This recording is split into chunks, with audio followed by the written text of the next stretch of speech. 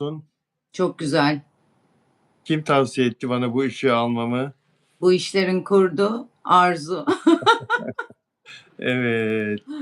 Ben ışığı, güzel kullanamıyormuşum. Biraz uzakta tutuyormuşum. Evet, çok uzaktaydı. Şimdi yaklaştırınca daha parlak, daha, Fresh istediğim gibi. duruyor. Evet, istediğim gibi Ben oldu. de ağzımın içine sokuyorum bak burada. Evet. Öyle olması gerekir ama değil mi? Evet, Doğrusu o, yakın olması gerekir.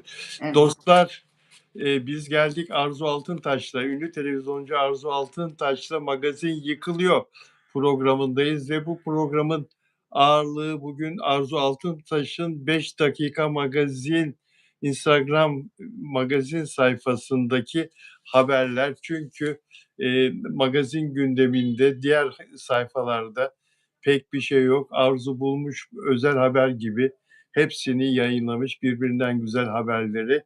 Oradan gündem oluşturdum, aşağı yukarı oradan oluştu. Dostlar, sizlerin gelmesini bekliyorum. Arzu, çok çalışıyorsun. Evet ya, gerçekten artık beynim durdu biliyor musun? Bugün nispeten biraz az girdim haber.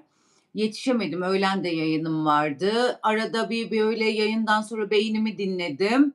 Ama burada da yapacağım çok şey var. Evet, çok çalışıyorum. Ben de çok yorulduğumu hissediyorum. Evet, çalışıyorsun ve fark ortaya çıkıyor. Kimsede olmayan haberler sende oluyor. Röportajların satır aralarından manşet çıkarıyorsun. Çok sevdiğim bir gazetecilik türü bu. Çok güzel şeyler yakalıyorsun. Şimdi ne diyecektim? Ha, dostlar, peşin peşin beğen yaparsanız mutlu oluruz. Ve abone olarak bizi izlerseniz daha çok seviniriz arkadaşlar. Katıl butonuna basarak da oradaki yönlendirmeleri takip ederek dilediğinizi yapabilirsiniz. O kadarını söyleyeyim. Afra Saraçoğlu'nun İstanbul'da, Arnavutköy'de bazı fotoğrafları çekildi. Onları konuşacağız ve ikisinin aynı zamanda Time'a fotoğrafları düştü. İkincisi kim? Mert Ramazan Demir.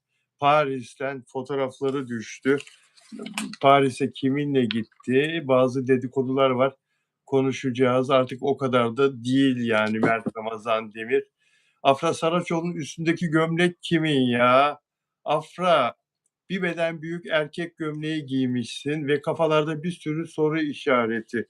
Hepsini Bu konuşacağız ceket arkadaşlar. kimin o zaman? Bu Hangi sene moda. Bak bu da büyük. öyle mi? Ondan sonra evet bu sene moda böyle. Ama bak, bu sana o kadar bol durmuyor. Tamam, biraz bol da Afra'nınki çok Bayağı bol bol. da ben hile yaptım yani. Normalde bu 2 katı daha büyük ama buradan kemerle sıktım ki böyle şey tıknaz görünmeyeyim diye. Normalde günlük hayatta daha bol giyiyorum bunu. İçeride birisi mi var? Kimin bu? Yo. Kimin bu? Hakikaten ki vallahi bak, şimdi sen söyleyince evet. Kocamın Ay canım ya. kocamın ceketini giydim. Ay ya. Yok ya. O Diyorlar bak, ya imgeleyin. İmgeledim. Kocamın ceketini giydim. Kocam biraz kokoş. evet, Böyle bak evet, üstü evet. ceket, altı gömlek. Çok şaibeli. Çok şaibeli. Evet. Arzu Altıntaş'la birlikteyiz. Arzu Altıntaş'ın birbirinden güzel, eğlenceli, zaman zaman da son derece ciddi, nahına mıhına yorumları biraz sonra gelecek. Jennifer Lopez ya, Jennifer Lopez. Ya. Yani 57 yaşından gün alıyor ve ne kadar fit, vücudu ne kadar güzel değil mi? Evet, taş. Taş. Efsane yani. Evet, yani o basenler, o bel, değil mi? O yani vücudun her yeri birbiriyle uyumlu ve son derece fit bir görünümü var. 2 tane çocuk annesi. Eee, Çok para kazanıyor. Şimdi ben bunu çok araştırdım, bu konuyu. Diyorlar ki ya bu kadar çok para kazanan bir insan müsaade et de bile, ya biz ne çok para kazanıp da kendini salan ünlüler biliyoruz. Bir de Arzu kendisine çok çok iyi bakıyor. Evet. Çok disiplinli. Peki sana soracağım. Şimdi mesela cildi bozulmasın diye gençliğinden beri hiç güneşlenmezmiş. Bu kadar dikkat ediyor. kendisine. Ben de öyle, hiç güneşlenmem. Yani, organik beslenirmiş, sporunu hiç aksatmazmış. Başka alkol, sigara asla yok, asla yok. Eee, peki sence uyku düzeninin de hep 7 saat, 8 saat, hep 7-8 saat, hiç değiştirmezmiş. Sence $400 milyon bir servete sahip olması mı onu o gördüğümüz muhteşem, güzelliğe kavuşturuyor yoksa bu kadar prensipli yaşaması mı? Bence para değil, çok parası olan ve kendine bakmayan çok insan var dünyada örnekleri, kendini salan. Bir de genetik de çok önemli. Kadının genetiği çok acayip iyi. Onun haricinde de yani benim bu param var diye boş vermiyor. Gerçekten iyi besleniyor, çok spor yapıyor. Spor zaten kimin hayatında varsa o insanlar hiçbir zaman çökmüyorlar. Her zaman gençliğindeki dinçlikte kalıyorlar, yaş müsaade ettiği müddetçe. Bence çok iyi bakması cildine. Mesela ben de güneşe çıkmam. Suratımda sevmem, vücudumda da sevmem. Zaten son yıllarda güneşin etkisi çok fazla biliyorsun. Faydasından çok zararı var. Bunlar çok önemli etken. Yani medyada da, Türk dünyasının medyasında da görüyoruz magazinde. Acayip güneşlenen, solaryuma giren kadınlar nasıl çöktü? Şimdi isim vermeyeceğim, birkaç tane, hep zenci gibi dolaşanlar. Bütün cilt gitti, cilt bariyeri gitti. Daha koyu, daha lekeli bir cilt, ne yapsalar da düzelmiyor. Ama bu işin ana etken maddesi genetik, genetikle birlikte kendine iyi bakmak. Kendine iyi bakmak ama yani, eee, parası da olduğu Para da için önemli. bakımlarını rahatlıkla yaptırabiliyor. Mesela cilt bakımlarını hiç aksatmazmış. Şey değil de, estetik değil de botoks yaptırıyor. Cilt bakımları ve cildindeki o dolgular filan, yaptırıyor ama estetik yaptırmıyor. Jennifer Lopez'den, söz ediyoruz, yayına yeni gelen arkadaşlar. Eee, Yani para da tabii ona huzur veriyor fakat mutluluk vermez para. Öyle olsa zaten çok daha, aşk hayatı çok daha düzgün devam ederdi. Zaman. Tabii paranın da faktörü Evet, var. Hani her şey elinin altında. Çıkan her şeyi uygulayabiliyor parayla ilgili. Ama bence kendisi yani kendi bilinci, kendi bildikleriyle doğru yolda ilerliyor. Mesela hiç, etrafta bir sürü, dolgulu, botokslu, yanlış yapılmış dolgularla bir sürü kadın gördük. Hiç öyle olmadı Jennifer Lopez. Yani dudağı abartı değil, burnu öyle abartı değil, kaşı, gözü. Mesela herkesin buralara doldurdular dolguları. Buralar çıkık çıkık kaldı ama Jennifer Lopez'de hiç öyle bir hata yapılmadı. Çok doğru yoldan gitti. Jennifer Lopez evet, o konuda dediğin gibi çok doğru yoldan gitti. Eee, peki 24 Temmuz 1969 doğumlu Jennifer Lopez, evet, Aslan burcu değil artık Aslan'dan sonraki burç. Başak. Aslında bir sonraki burç, evet.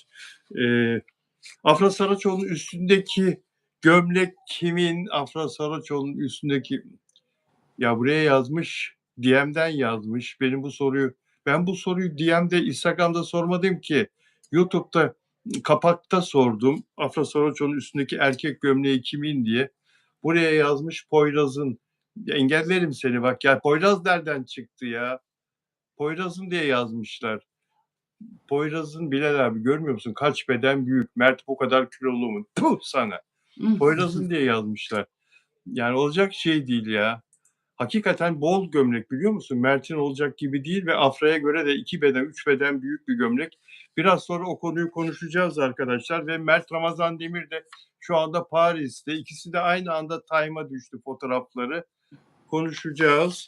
Eee, Şebnem Ferah sahnelere döndü. Özlem Tekin ne zaman dönecek diye Arzu bana sordular. Ben de şöyle bir baktım. Özlem Tekin bu Muğla Milas'ta çiftlik hayatı yaşıyordu. Kapatmış çiftliği ve Bodrum Gündoğan'da annesinin yanına yerleşmiş. Hayatından da çok memnunmuş. Şebnem Ferah gibi sahnelere dönmeyi de düşünmüyormuş. Yani ben de diyormuş buradaki yaşantımı çok seviyorum, çok memnunum. Şöhretten uzağım. Beni lütfen karıştırmayın diyormuş. Bunu da bir bilgi olarak Artık söyledim. Gündoğan'da sana komşu geldi. Yazın bu işe bir el atmanı, hemen herhalde 10 gün sonra gidersin sen.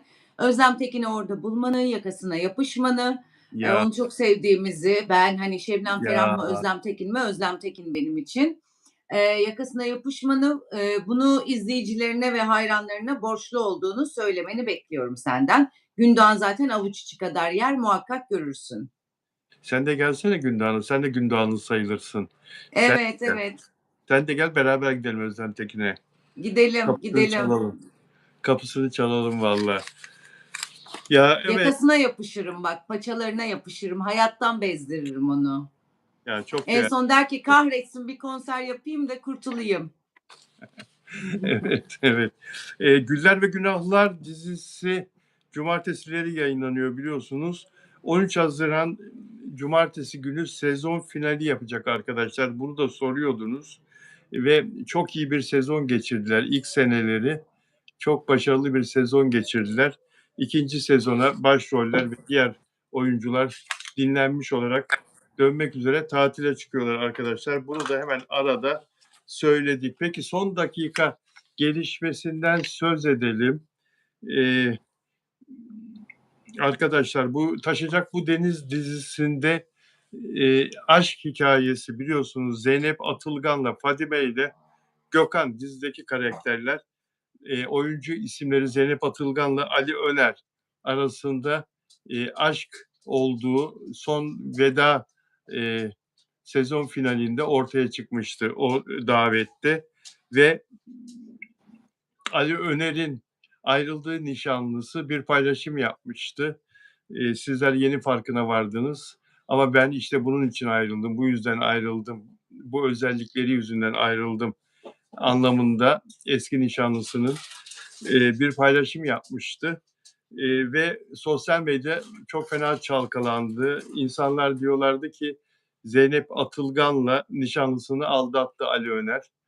Zeynep Atılgan o çifti ayırdı. Ve Ali Öner de önceki gün bir açıklama yaptı.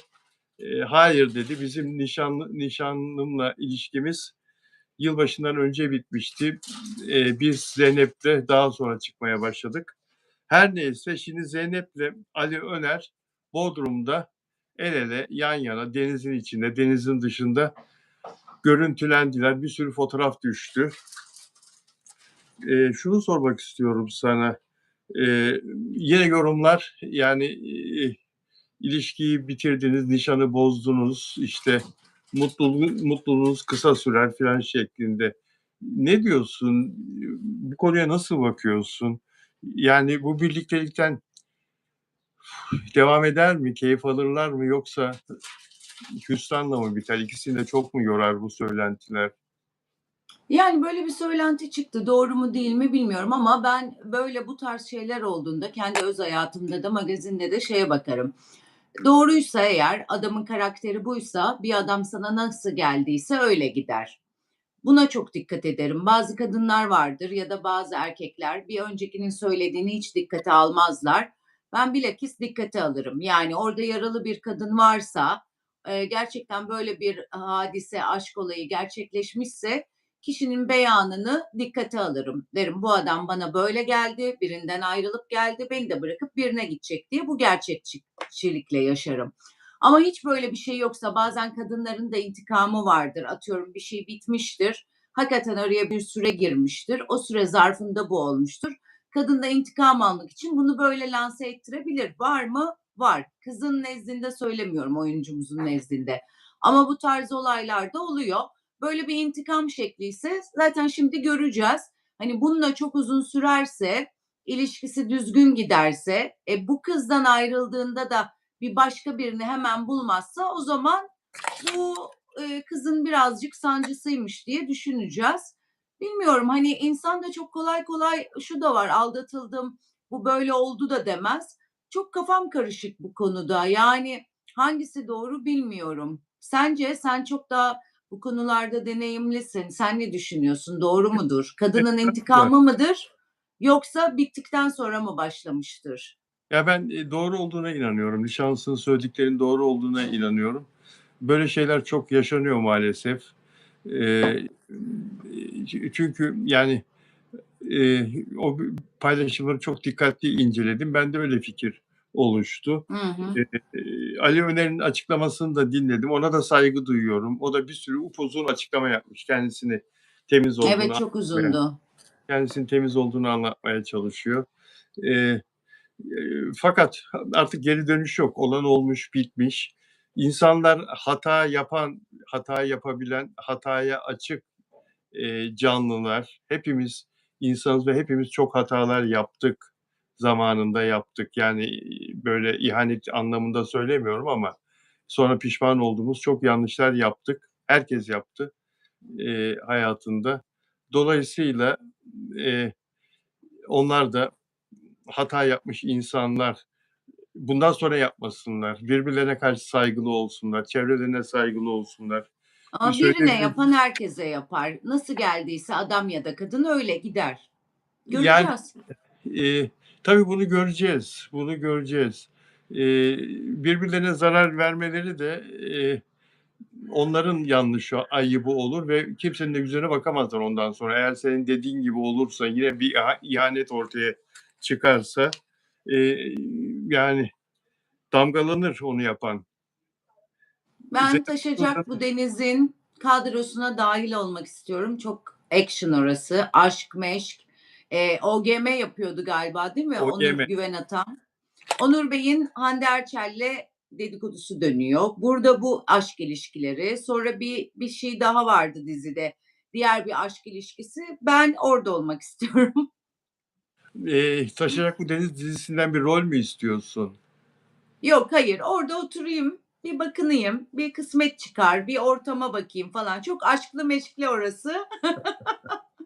Gidenin kısmeti açılıyor Taşacak Bu Denize. Yani Yani sen oturayım bir orada bakayım. sana yazsınlar, gazeteci rolü yazsınlar. Bir şekilde oraya dahil etsinler seni. Hakikaten olur yani.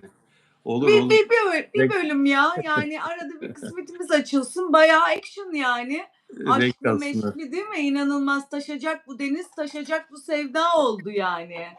Evet. Eee, mutluluk dileyelim kendilerine. Güzel bir tatil geçirsinler Bodrum'da.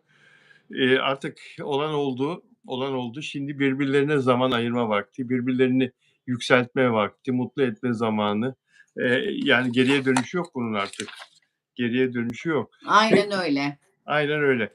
Senin bir haberin 5 Dakika Magazin sayfasında bir haber. Bu, yazmışsın zaten, yeni değil ama Kanye West İstanbul'a geldiği için ve Kim Kardashian'la da, eee, sevgilisiyle, tekrar gündeme geldiği için Formula 1 yarışçısı dün üçüncü oldu Monaco'da. Eee, Kıvanç Tatlıtuğ'un da Hamilton.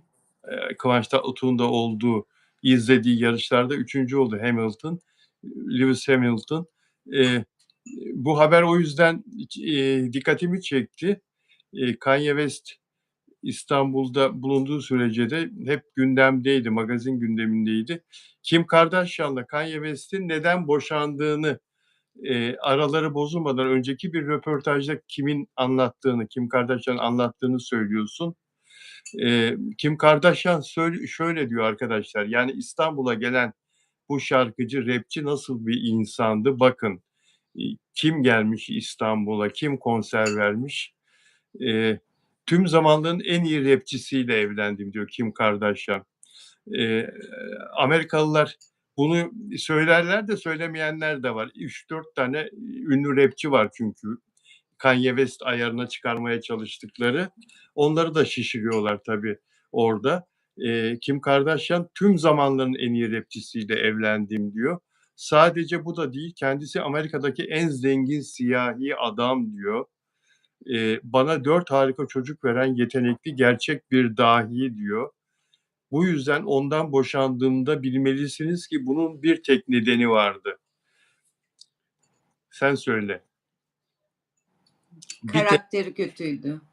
karakteri, karakteri karakteri kötüydü. Ya bizde de Arzu, haberlerde hep bu adamın karakterine gönderme yapıldı. Değil mi? Ne ilginçtir. Bizde de haberlerde, İstanbul'a geldikten sonraki haberlerde adamın, sanatından çok, işte, şeytanla, illuminatiyle ilişkileri, şudur budur filan, yani hep bunlar yazıldı, çizildi. Adamın kadınları dövdüğü, aşağıladığı, değil mi? Evet, ırkçılık yaptığı. Irkçılık yaptığı konuşuldu, yazıldı, çizildi. Ne büyük para, ne büyük şöhret, değil mi? İnanılmaz. Ama bir kadın tek bir kelimeyle onu özetliyor. Karakteri yoktu diyor. Şimdi her şey olabilir ama karakter yoksa çok büyük eksiklik. Çok büyük Maalesef bir. yani. Evet. Yoksa düşünüyorsun, yani bu, eee, izleyicilerimiz de bunu bilmeden evvel mesela şaşırmış olabilirler. Kim Kardashian bu kadar zengin, bu kadar ünlü, bu kadar başarılı ve 4 çocuk veren, kendisine 4 çocuk veren bir kocayı 8 yıl evlilikten sonra neden boşadı? Eee, karaktersizdi diyor ya. Karakteri Evet. yoktu diyor. Yani bir erkek Çok için. önemli biliyor musun? Bazen her şeyden önemli bir adamın karakteri. Evet, para, kariyer, o, bu onları hiç es geçmiyorum. Ama bak para var, şan var, şöhret var, kariyer var ama karakter yok yani. Bence bir adamı ya da kadını, eee, en iyi anlatabilecek, en iyi süsleyebilecek, en iyi onu şaşalı gösterebilecek bir şey karakter. Yani çoğu şey var ama karakter yok, bırakabilirsin yani. Bu ona özet bir haber. O yüzden yaptım bu haberi. Çok güzel, çok hoşuma gitti. Yani hiçbir şey yetmemiş. Para yetmemiş, şan yetmemiş, şöhret yetmemiş, Amerika'nın en iyisi olması yetmemiş. Karaktersiz. Enteresan yani. Evet, ilk İstanbul'a indiği gün, uçaktan oteline geldiğinde otelin önünde çok büyük bir kalabalık, hayran kalabalığı. Türkler, Ruslar, İstanbul'daki çeşitli milletten insanlar filan çığlık çığlığa bunu bekliyorlar. Dönüp hiçbirine bakmadı. Hiçbirine. Arabadan indi, otele yürüdü, girdi içeriye. Görmüşsündür o videoyu, sen Evet, de. evet gördüm. Hiç ya dedim böyle bir şey olabilir mi ya? Bu kadar insan orada sana çığlık çığlığa ismini çağırıyor. Bir el salla bari, bir şey jest yap, gül filan. Adam hep öyleymiş, soğukmuş. Sonra ertesi gün konser günü bir yalandan otel merdivenlerinden geri döndü. Bir geldi birkaç hayranının yanına. Ondan sonra bir fotoğraf çektiler filan. Tekrar gitti. Yani böyle soğuk da bir insan. Veli nimetlerine Konserde karşı. de Evet. Pardon. Devam et. Devam et. Konserde de o büyük kürenin üstünde bir anlık gülümsüyor. Ekranlarda kendini gülerken görünce direkt suratına asıyor ama saniyede oraya nasıl dönebiliyor? Gerçekten tatlı bir gülümsüyor. Güldüğü dakika kendini gördüğünde acayip asık suratlı bir adam oluyor. Bu herhalde bir PR yani bir çalışma. Böyle ol demişler. O da o yoldan gidiyor.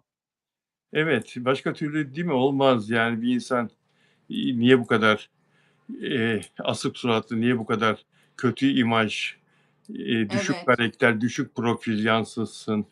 Yani kendini tamamen kapatıyor dış dünyaya. İşte şarkılarımı dinleyin, yeter size falan gibi bir şeyde, ve deli gibi Amerika'da hayranları da manyaktır. Evet, evet. Milyonlarca. Amerika'da zaten çok manyak var. Çok kafadan sakat insan var. Ve, Evet, maalesef. yine senin güzel bir paylaşımın Kim Kardashian'la, şimdiki sevgilisi Lewis Hamilton'ın Formula 1 pilotunun, eee, servetlerini mukayese etmişsin. Dün de güzel bir haberin daha vardı. Kim Kardashian'ın yeni sevgilisi yılbaşından bu yana ilişki yaşadığı Lewis Hamilton'la bu boşadığı Kanye West'in mukayesesini, eee, yansıtmıştın, yayınlamıştın. Kim Kardashian, Lewis Hamilton'ı, sen söyle istersen ne diyordu? Kanye West'le nasıl mukayese ediyordu eski kocasıyla? Şu an hiç hatırlayamadım haberimi. Onun Daha yapamadığı yani onun pek daha iyi çok şey. olduğunu söylüyordu. Evet. Onda olmayan pek çok şey Hamilton'da var, Özellik var diyordu. özellik var diyordu. Bir erkek için söylenebilecek en ağır söz, her manaya çekilir. Evet, Evet canım o diyordu şöyle tüy kaka, bunda bu var çok iyi. O şöyle kötü, bunda bu var çok iyi. Çok enteresan gelmişti de işte kadın intikamı. Yani Kadınların canı ne kadar çok yanarsa evet, hemen bir sonraki level'a geçiyor, kendini onarıyor, ediyor ama orada bıraktığı, geçmişte bıraktığı acısından da intikamını almaktan vazgeçmiyor kadın. Bence ne oldu biliyor musun? Şimdi bunlar ne zaman boşandılar? Galiba 2022'de boşandı bunlar. Evet, evlilik 2014, Kanye West'le Kim Kardashian, boşanma 2022. Herhalde bunlar bir konuşmama yasağı mutlaka imzaladılar boşanırken. Onun süresi doldu. Çünkü bu dünkü konuşma yani e, Değil. şey değil yani normal değil. O Lewis Hamilton'ın neredeyse performansıyla mukayese ediyor eski kocasını. E, Yani onu aşağılayan bir açıklama.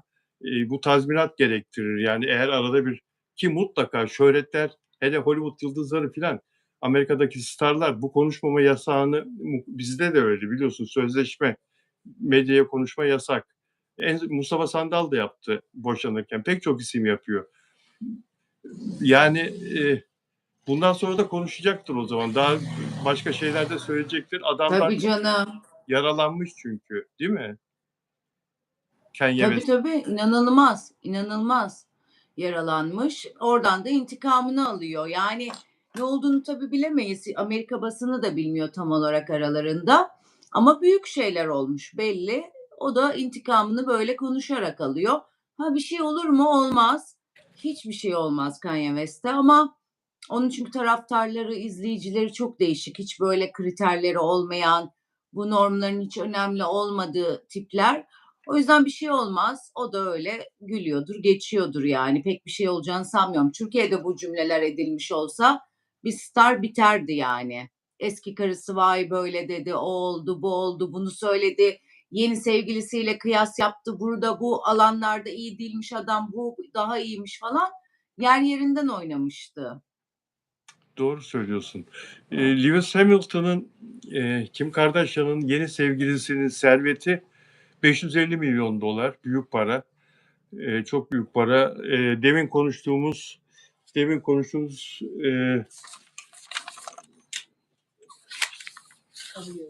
hayır. Jennifer Lopez'in serveti 400 milyon dolardı. Lewis Hamilton Formula 1 yarışçısı 550 milyon dolar serveti var. Sen de okudum haberi 5 dakika magazinde. Kim Kardashian'ın serveti ise 1.900 milyon dolar. 1 milyar 900 milyon dolar. Kim Kardashian'ın serveti. Kadın bu serveti televizyon karşısında, kameralar karşısında yaptı. Değil mi? Kameralar karşısında. Evet. Evet, saçma sapan bir reality show gibi bir şeyi. O, bu, kameralar, markalar, onlar, bunlar inanılmaz. Yani bundan bir 10 sene önce nedir bunlar diyorduk. Devasa bir şöhret ve devasa bir, para sahibi oldular. Çok enteresan. Çok akıllıca yönettiler. Türkiye'den de onlar gibi olmak isteyenler maalesef hepsi tepetaklak oldu. Ya aynı şeyi düşünüyordum. Dilan Polat'ı aklıma geldi. A- Aynı şeyi düşünüyordum. Onlar gibi olmak isteyenler maalesef cahillikleri yüzünden, saçma sapan yaptıkları yüzünden tepe taklak oldular. Tabii, Sadece Dilan Polat değil, onun gibi yapan, onun gibi düşünen, onun gibi davranan diğer bazı fenomenler de tepe taklak oldu. tabii. Ee, Çünkü bunlar çok profesyonel ekiplerle çalışıyorlar. Şimdi Kim Kardashian diye beğenmediğimiz, beğenmemeye çalıştığımız insan, yani onların penceresinden bakarak söylüyorum bunu. İnanılmaz profesyonel ekiple çalışıyor. Işıkçısı, setçisi, yazarı, editörü, sosyal medya planlamacısı, menajeri, osu busu, kurgucusu hepsi çok special, özel isimler. Şimdi bizde öyle değil. Bizdekiler de ya bu salak yaptı diyor. Hep küçümseme huyumuz var ya. Ben de yaparım diyor. İşte onun yaptıklarını yapmaya çalışıyor. Ses yok, ışık yok, metin yazarı yok, o yok. Altında kendiyle ilgili bir donanım yok. Hiçbir şey Öyle yok. bir donanım olmadığı zaten her şeyi küçümsemeye meyilli. Aa editörün yaptığını ben de yaparım. Onun yaptığını ben de yaparım. Ne var ki? Hani eğitimsizlik hep bir şeyleri küçümser ya. Tabii O tabii. yüzden de olmuyor. Tepe taklak oldular yani. Tepe taklak. O ve diğerleri. Yani öyle olmaya çalışan çok kişi oldu. İnanılmaz. Hala da var TikTok mecrasında, Instagram mecrasında falan. Kabus yani çöp içerikler, çöp kurgular, çöp hikayeler. Ama var mı takipçileri? Var. Enteresan bir durum yani bu durumda. Doğru söylüyorsun. Doğru söylüyorsun. Sevilen bir diziye geçelim. Tolga Sarıtaş Teşkilat dizisinin 7. sezonunda da devam edecek. Teşkilat dizisi çok sevilen, çok beğenilen bir dizi biliyorsun ve Evet. pazar günlerinin reyting birincisi. O dizide Çağlar Ertuğrul da evvel 2 sezon başrolde oynamıştı ve Murat Yıldırım da 2 sezon başrolde oynamıştı. Tolga Sarıtaş önümüzdeki sezon 3. sezona başlayacak ve onları başrol erkek oyuncu olarak geride bırakacak bu dizide. 7 Haziran'da pazar günü dün 6. sezonunu geride bıraktı. Final yaptı. Sezon finali yaptı Teşkilat ve önümüzdeki sezonda Teşkilat'ın ekranlarda olacağı açıklandı. Yine Tolga Sarıtaş'la. Sen izledin mi Teşkilat'ı? Hiç izlemedim. Çok arkadaşım izliyor. Ona hiç fırsat kalmadı. Bu Evet, yaz bir fırsat, bir aralık bulursam şöyle üstten bir bakmaya çalışacağım. evet.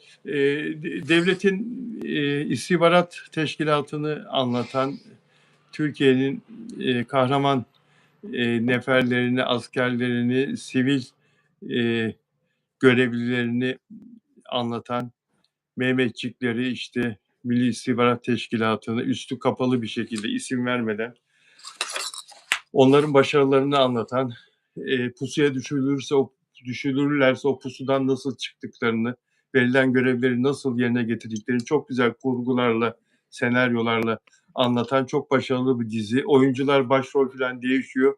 Diziye hiçbir şey olmuyor. Yine aslanlar gibi reytinglerini alıyor. Tabii senaryo esas. Her zaman söylediğimiz gibi çok iyi bir dizi ve önümüzdeki sezonda 7. sezon olarak devam edecek. Ben de çok fazla izlemedim ama birkaç şeyine baktım. Birkaç bölümüne baktım. E, Bu manifesti nasıl buluyorsun manifest kızlarını Arzu? Ben gencecik, güzel kızlar olarak görüyorum. Daha çok yolun başındalar. Henüz hiçbir şeyleri oturmuş değil. Gençlerin de desteklenmesi gerektiğini düşünüyorum her şeyde. Dansta da, şarkıcılıkta da, sahnede de, edebiyatta da, sanatta da, balede de, sporda da. O yüzden küçücük kızlar desteklenmelerini gerektiğini düşünüyorum. Yani çok eski müzisyenler var. Mesela onlardan biri Tulyan Uğurlu. Çok da değerli bir isimdir. Yani müziğin hakikaten Evet, ordinaryusudur. Piyanist. dahisi. Evet, piyanisttir ama her şeye vakıftır. Ve onunla Oda TV bugün çok güzel bir röportaj yapmış. Sen de o röportajın içine manifestle ilgili söylediklerini eee, almışsın ve çok çarpıcı bir haber olarak yayınlamışsın sayfanda 5 Dakika Magazin'de. Eee, Ve orada Tulyan Uğurlu'nun manifesti küçümsediğini gördüm, okudum ve bu benim hoşuma gitmedi hakikaten. O bölümünü buradan okumak istiyorum, cümlelerini, Tulyan Uğurlu'nun Hımm. söylediklerini.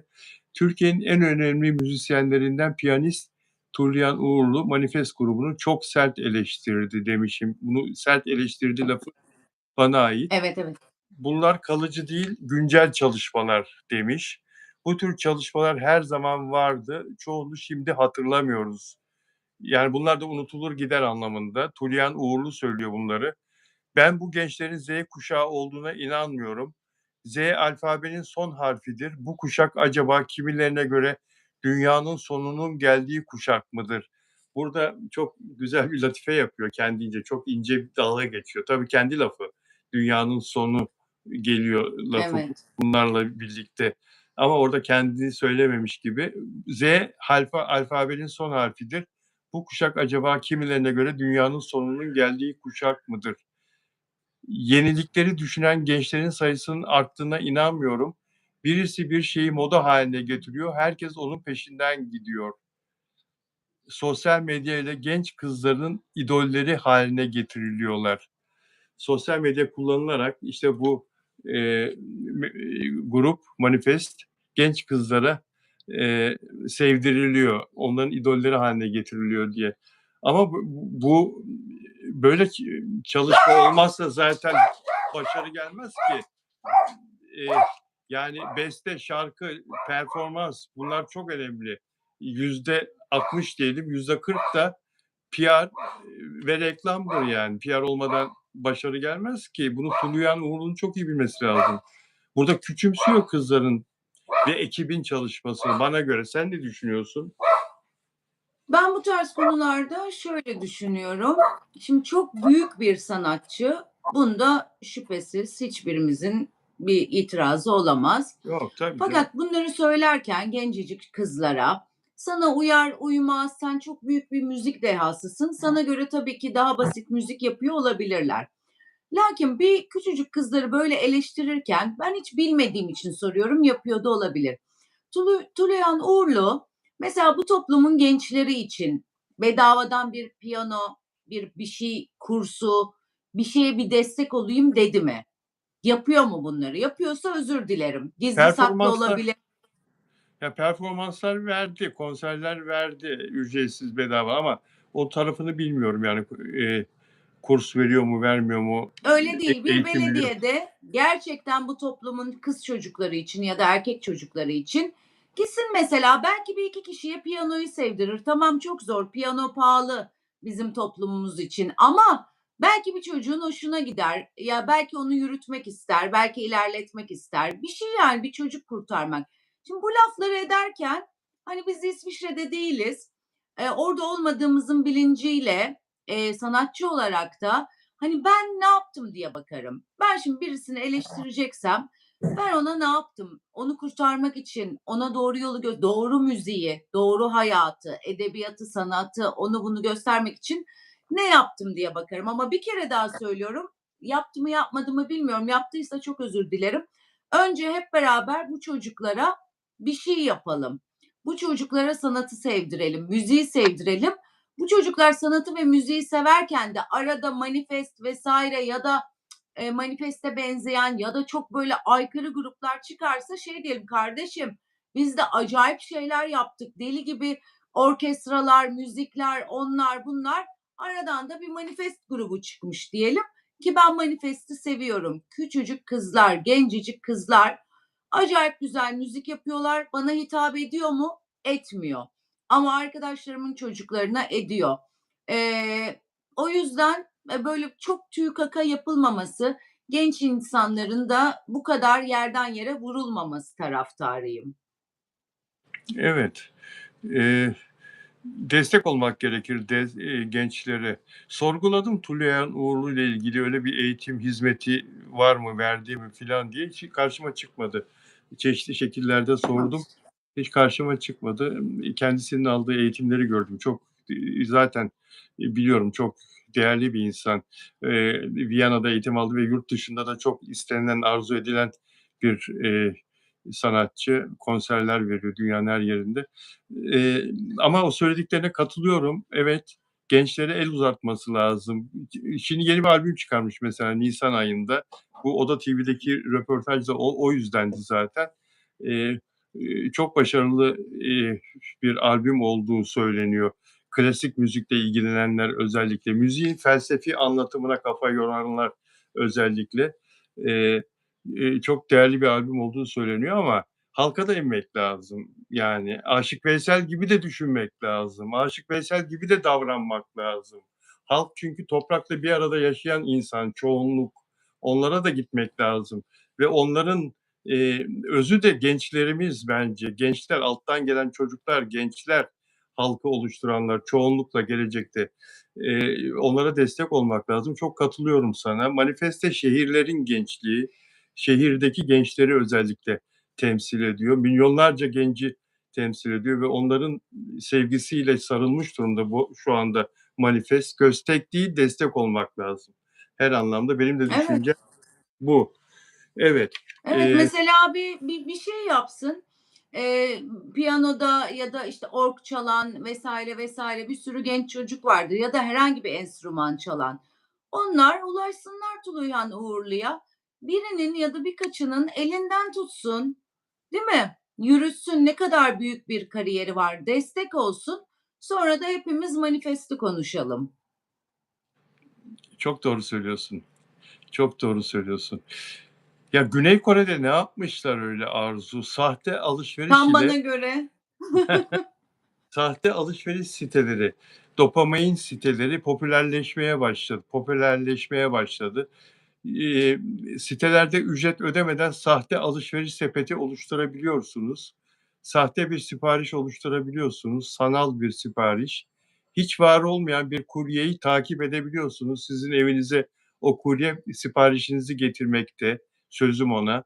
Bu şekilde paranız varmış gibi hissedip dopamin, yani mutluluk hormonu salgılıyorsunuz. Amaç, kendinizi geçici de olsa, kısa süreliğine de olsa mutlu hissetmeniz. Bunu da Arzu paylaşmış bugün. Çok ilginç değil mi Arzu? Evet, çok güzel. Yani o kurye kısmı nasıl çözüyorlar onu çözemedim. Ben geçen gün şurada 25 adım ötede eczane var. Bir ilaç söyledim. Ay 170 lira şey aldılar kurye parası. Çok ağrıma gitti. Gerçekten 25 adım yani. Hani orada kurye ucuz mu? Alışveriş yapıyorsun sahte de o kurye nasıl geliyor onu çözemedim. O da yok, o Hepimize da yok. lazım. Kurye de yok. Kurye geliyor ama kurye sanal. Kurye gölge motosiklet Hımm. getiriyor. Gölgesini görüyorsun sen. Geliyor harita Ha, üzerinde. tamam ben, öyle girdim ama sen anlatınca sanki kurye de kapıya gidiyor, bir Yok, şey yok. veriyor gibi Yok, algıladım. yok, yok, yok. Dedim Ku kurye yanlış mı yazdım? kurye sana doğru Gerçi burada geliyor, öyle. takip Burada ediyorsun. alışveriş yaptığında biliyorsun, bir tane elektronik cihaz alıyorsun, salatalık geliyor eve. O da bir nevi. Korelilerden önce biz keşfettik. Ya be ya, Şebnem mi anlattı sana bunu? Bizim bir Yo. yardımcımız vardı, Asiye Türkmenistanlı. Ondan sonra Hı Asiye hı. çok heyecanlı. Ondan sonra geldi mi çalıyor, zil çalıyor. Ben bakayım kapı çalarsa filan. "Ya Asiye ne oluyor?" "Telefon sipariş ettim." diyor. "Bugün gelecek." "İyi, hayırlısı olsun ama bize danışsaydın keşke." "Yok." diyor, "Ben buldum." diyor, "Sipariş ettim." Ondan sonra yabancı Asiye. Biraz da, hani, böyle Türkçeyi de az konuşuyor. Anlıyor ama biraz. Ondan sonra, "Abi paket geldi." Bu sevinçle açtı. Senin dediğin gibi hıyar çıktı içinden. Telefon, cep telefonu, cep telefonu. Böyle bir şey yok ya. Ne Evet ya. dolandırıcı milletiz ya. Kadın yıkıldı Tabii. ya. Dedim, "Nereden sipariş etti?" Hiç adını duymadığım bir siteden sipariş etmiş. Bize de danışmadan kendi kafasına gitti paralar diyor. Gider tabii dedim yani. Ne yapacaksın? O Tabii. siteye falan yazıyorsun. Yok kimse muhatap yok. Kapı duvar. Yok. İşte Yani Korelilerden önce biz keşfettik. Dünyada ne kadar böyle antin kuntin saçma sapan şeyler varsa önce bizde denenmiş oluyor yani. Korelilerden önce telefon alıp eve salatalık gelme olayını biz çözdük ama konuya gelecek olursam şahane. Ben de birçok şeyi atıyorum sepetime. Bekletiyorum bu son zamlardan sonra oydu buydu sonra vazgeçiyorum. Vallahi çok güzel geldi bana, inanılmaz. Birçok influencer arkadaşım da hesabı haberi paylaşınca yazmışlar. Onlar da alışveriş bağımlısı. "Evet ya, acayip güzel olur, şahane olur." diye. İnşallah burada da birisi yapar. evet, buna, dopamin siteleri diyorlar arkadaşlar. Yani mutluluk hormonu salgılayan, dopamin, hormonu, eee, aslında gerçek ürün satılan e-ticaret siteleri değil, alışveriş yapma hissini tamamen ücretsiz ve sahte bir deneyimle simüle eden, eğlence platformları. Yani kendini alışveriş yapıyormuş zannediyorsun. Kredi kartı yazmıyorsun, para filan yok ortada ama siparişini de veriyorsun. Kuryenin de geldiğini seyrediyorsun. Orada geliyor motosiklet filan. Tabii eline bir paket gelmiyor, bir şey gelmiyor ama, o hissi, o heyecanı yaşıyorsun. Eee, Evet, sahte mutluluk vallahi. Yapalım, bize de yapsınlar. Ben çok istiyorum. Ve Güney Kore'de çok yaygınmış. Çok çok yaygınmış. Bu arada şunu da söyleyeyim. Asiye bu olayı yaşadığımız zaman Asiye ile 10 yıl falan oldu. O zaman bankalar hiçbir türlü yani beni kandırdılar, dolandırdılar. Kredi kartımda verdiğim parayı sen bana iade et falan. Bunları kabul etmiyorlardı. Öyle bir şey, öyle bir uygulama yoktu. Ama açılan davalardan sonra Yargıtay kararıyla bankalar, bunu bilgi olarak söylüyorum, bu tür kredi kartıyla yaptığınız alışverişlerde dolandırıcılığa uğrarsanız sizin zararınızı tazmin ediyorlar arkadaşlar. Bunu boş geçmeyin lütfen. Eğer başınıza böyle bir olay gelirse banka o şirkete alışverişi yaptırmamak zorunda. O şeyi ona vermemek. Neye sokuyorlar kartı? Nereden gidiyor ona? Post, Şeyden. O POS alışverişini, o aradaki o mail order, post. mail order'ı onu yaptırmamak mecburiyetinde. O sahte şirketlere, sitelere bunu önlemek zorunda bankalar. O yüzden tazmin ediyorlar. Bir de şunda da tazmin ediyorlar. Geçen gün benim torunumun başına geldi. Torunum biraz yaramaz, Setenay'ın kızı. Bu da bilgi olarak oyun oynuyor. Oyunda annesinin kredi kartını kullanıyor. İşte ufak tefek şeyler alıyorlar. İşte 100 liralık falan 150 liralık oyuna dair bir şeyler alıyorlar. Ondan sonra 50 bin lira çekilmiş kredi kartından çocuğun. Annesi Aa, babası duydu. Çok üzüldüler. Karakola falan şikayet ettiler. Bankaya yazılar yazıldı falan ve banka o 50 bin lirayı ödeyeceğini söyledi. Geri dönüş yaptı. Bir hafta içinde geri ödendi o para. Bunu da bilgi olarak söylüyorum. Peki enteresan. bunlar hep yaşanan şeyler biliyorsun değil mi? Artık bankayı arayıp da ya benim kredi kartımı kullanmışlar, yurt dışında alışveriş yapmışlar falan dediğin zaman gayet normal karşılıyorlar. Benim başıma 2 kere geldi.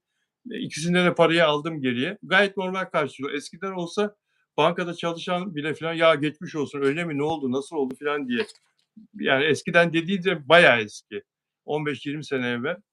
Şimdi artık herkese yapıyorlar ve o yolları öyle bir çözüyorlar ki dolandırıcılar çok sık yaşanıyor. Çok dijitalleştik. Aslında bu online bankacılıkla birlikte kolaylık gibi görünse de hepimiz için çok büyük tehlikeler oluşmaya başladı.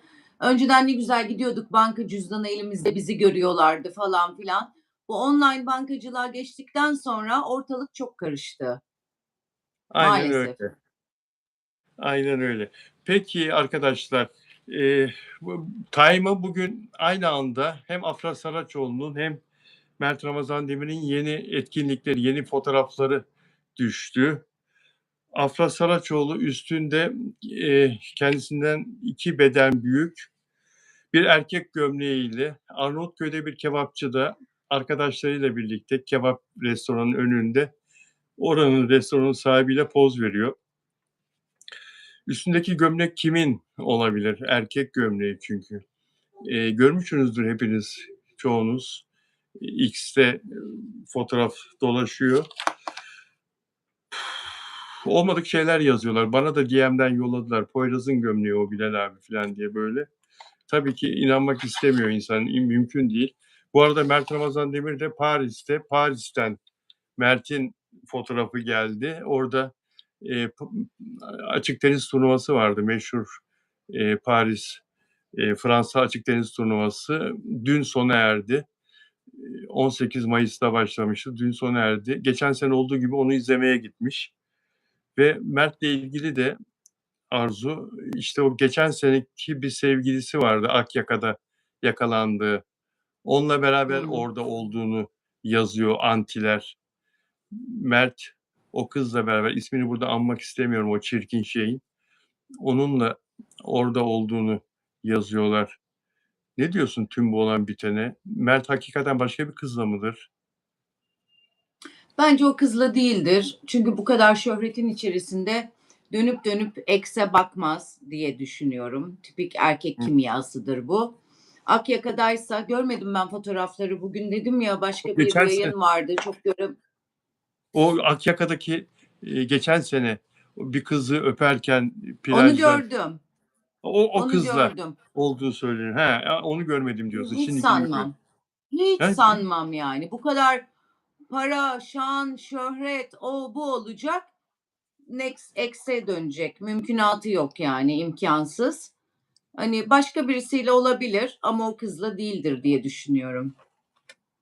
Belki de Öyle değil kimseye mi diyor. mantıken? Türkiye'nin en popüler oyuncususun. Bütün kadınlar 15 yaşından 55 yaşına kadar herkes peşinde.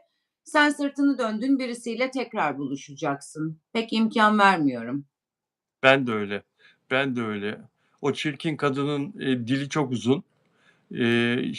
PR'ını da yapmayı çok seviyor. %100 o yayıyordur bu haberleri, Mert'le birlikte diye kendi ismini o kendi geçiriyordur.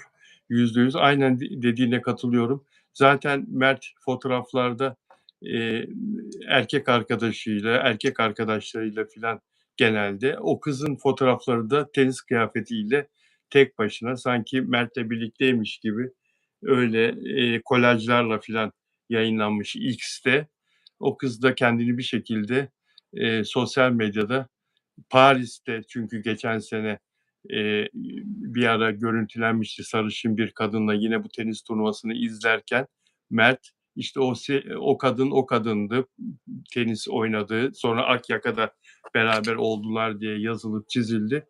Yine Paris'in yıl dönümü geldiği için o tenis turnuvasının Mert'in tenis turnuvasını izlerken dün görüntüler var kapanış maçında tek başına oturuyor tribünlerde izliyor. Yani etrafı tabii ki kalabalık ama öyle bir sarışın kadın yok yanında gördüğüm kadarıyla. Yani Afra'nın gömleği kimin, üzerindeki gömlek kimin? O konuda bir şey söyleyebilir misin? Bence kendisinin. Benim de dediğim gibi bu sene moda büyük büyük şeyler giymek. Bence kendisinin gömleği. Ne Poyraz'ın, ne Mert'in, ne bir başkasının değil. Bence kendisinin gömleği. Çünkü bu sene çok göreceğiz. Hepimizde 10 kat büyük kıyafetler, onlar bunlar çok moda. Öyle mi? Evet, evet gömlekler. Ben de aldım mesela çok bol bol gömlekler. Çok rahat. Önceden daha böyle slim form modaydı. Bu sene bol bol sevgili gömleği deniliyor. Onlar moda. Bence kendisinin o biliyorsun hep Paris'te, İtalya'da, orada, burada, orada başladı o akım zaten.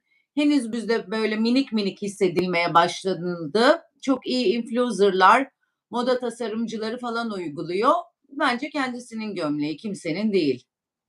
Ya bu modacılar hakikaten her zaman satacak, her zaman piyasayı diri tutacak bir şey buluyorlar, bir akım yaratıyorlar ya. Bana saçma Evet, geldi dar şeyleri doğrusu. aldık. Ama Şimdi bu bol şeyleri bak alıyoruz. ama sevgili gömleği diye bir akım yaratıyor adamlar ya. Ne kadar ince bir düşünce, nasıl bir zeka bu? Yani ne kadar uç bir düşünce. Sevgili gömleği. Ya Evet. sevgili olmasa da bazı kadınlar öyle giyinecek, o modaya uyacaklar yani.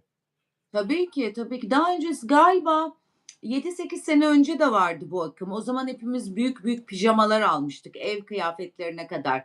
Sweatshirt'ler büyük büyüktü falan. Sonra slim fit modası başladı. Onlar kaldı elimizde. Ondan sonra şimdi tekrar hani tüketim çılgınlığı bizi tekrar tüketime yöneltmek için şimdi tekrar bol şeyler moda. Evdeki her şey dar. İşte böyle alıyoruz bol bol. Bu da Canımsın, bol çok yani. teşekkür. Bak Üzerindeki açtığımda bol. çok bol. Bol bol evet. Bak Evet, evet, evet. bol Çok yani. teşekkür Bunlar ederim. moda. Rica ederim. Eksik olma. Şimdi ben tarçını, tıraşa götüreceğim. O yüzden biraz telaşım. Saat 19'a randevu almıştım. Hemen çok yakında. Oraya götüreceğim tarçın, tıraş ettireceğim. Onun için acele ediyorum. Eee, ağzına sağlık, diline sağlık, kalbine, yüreğine sağlık. Çok teşekkür ederim. Senin de. Senin Sağ ol. de. Dinleyen, izleyen herkese teşekkürler. Arkadaşlar çok teşekkür ederiz yayınımızı izlediğiniz için. Yarın akşam İpek Hanım'la burada olacağız. Yarın Salı.